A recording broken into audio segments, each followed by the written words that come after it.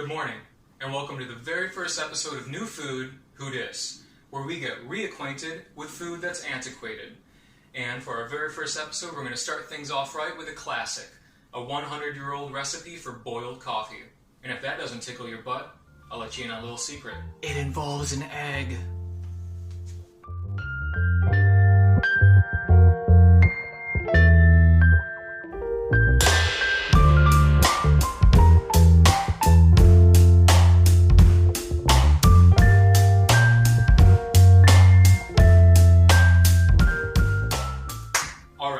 So this recipe comes from a 100-year-old cook booklet that came with the purchase of a wood-burning stove in like 1910.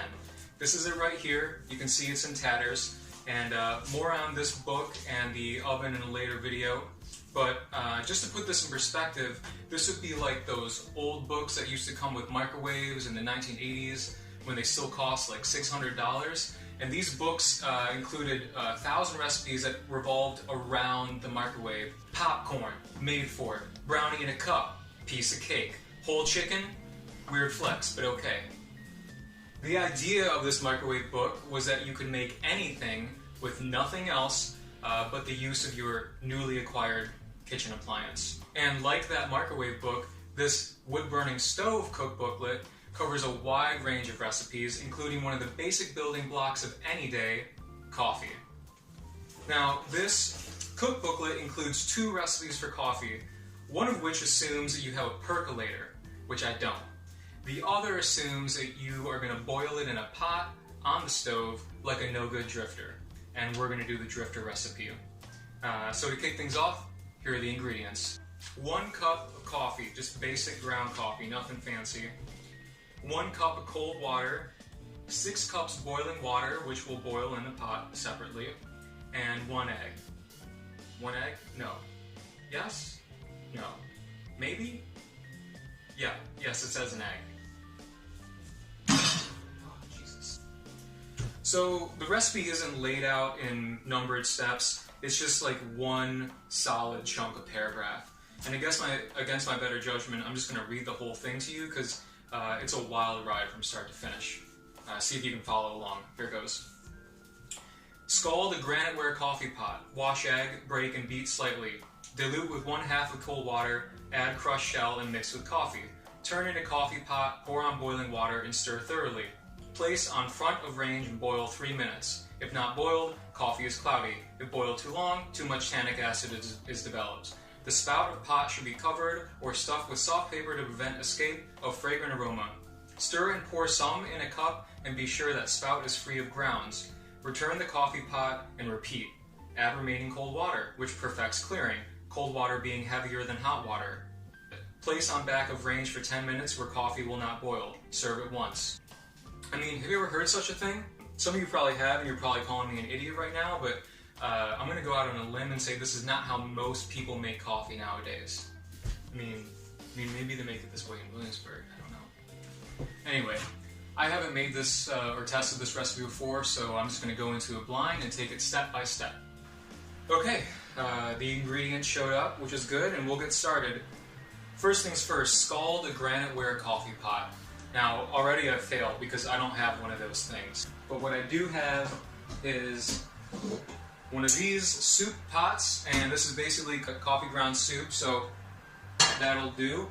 And I'll scald it as soon as I got some separate boiling water in here, and I have those 6 cups of water boiling in this bad boy right here.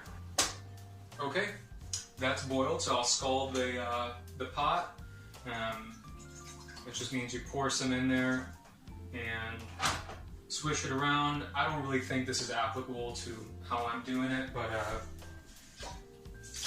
I think the recipe assumes you're going to be cooking things kind of in closer succession, but whatever. Step 2, we need to wash egg, break, and beat slightly. Now, I'm not going to wash this egg because I got it from a store and not from a chicken's beehole, so I'm just going to take my chances. So we're going to take the egg, break it. Ooh, that's a good sound. Then we need to dilute with 1/2 of the cold water. Add crushed shell Well, I didn't remove it, so win-win. And mix with coffee. Oh, Lord. I mean, God forbid you do this while you're hungover or sick or something. I mean, you gotta look at this thing. I mean, look at that. Is that really how you're gonna start your day, every day? Before going to the coal mines? I mean, what would you do if that came out of you? Okay, and the next step is to turn into coffee pot. Wonder if the camera is gonna pick up this horrid sound.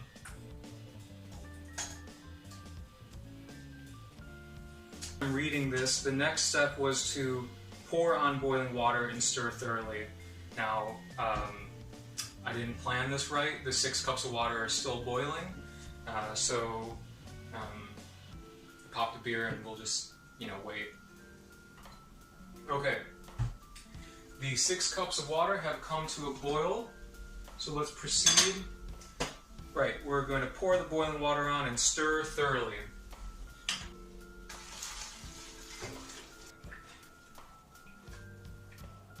Now what? Place on front of range, bingo, and boil 3 minutes. Well, I gotta bring this bad boy up to a boil ASAP. Come on, baby. Boil for me. Oh, I can hear it bubbling. Now what I'm really interested to see is what actually happens to this egg that we mixed in, because I'm assuming that this is going to look like, I don't know, like a really dirty omelet on top of the coffee. Okay, so it's come up to a boil, and now I'm going to set that timer for 3 minutes. Just noticing that this says pot should be covered or stuffed with soft paper to prevent escape of fragrant aroma. This will do. I'm not going to throw soft paper on top of this. I'm also not sure that that's how it works. I mean, maybe things were different 100 years ago.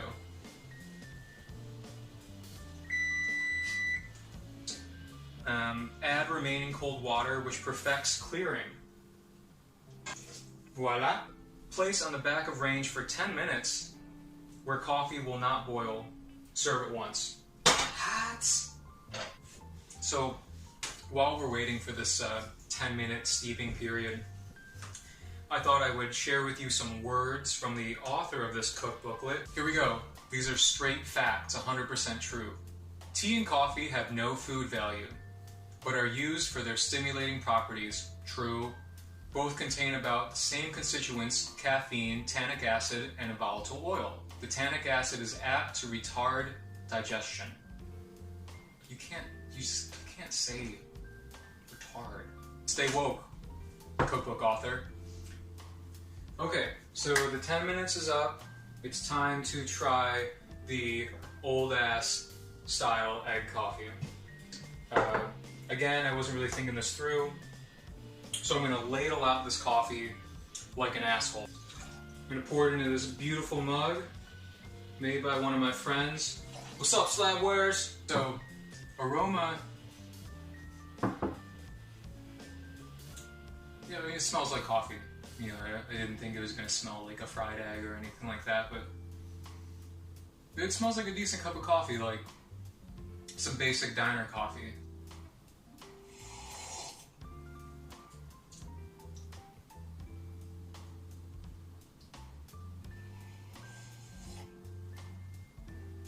Huh. That's usually pretty solid.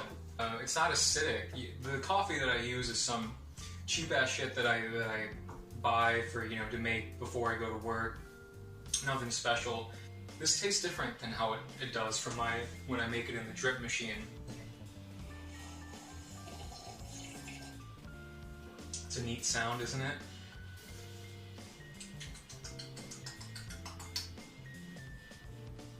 Yeah, that's pretty good.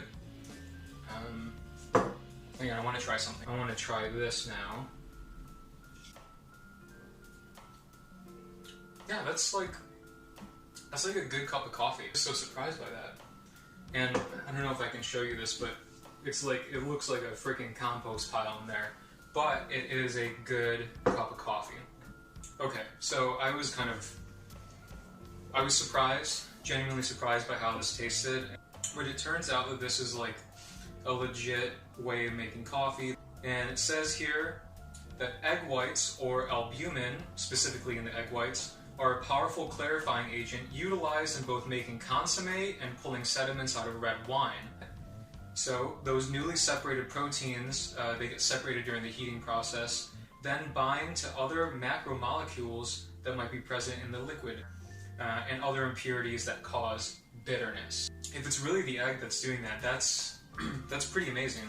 So yeah, I guess, you know, all in all, this is a pretty cool recipe. The amount of effort needed to do it is, you know, far greater than what I think most people nowadays. We're used to just kind of putting grounds in a thing, you know, 10 minutes later you got a pot of coffee. So I hope that you enjoyed this video. I hope you learned something. I mean, you should try it. I mean, it's really interesting how it tastes. And I hope that you learned something about how your Gam Gam and Pop Pop might have drank coffee back in the day. Because it's pretty on point. Alright, see you guys next time.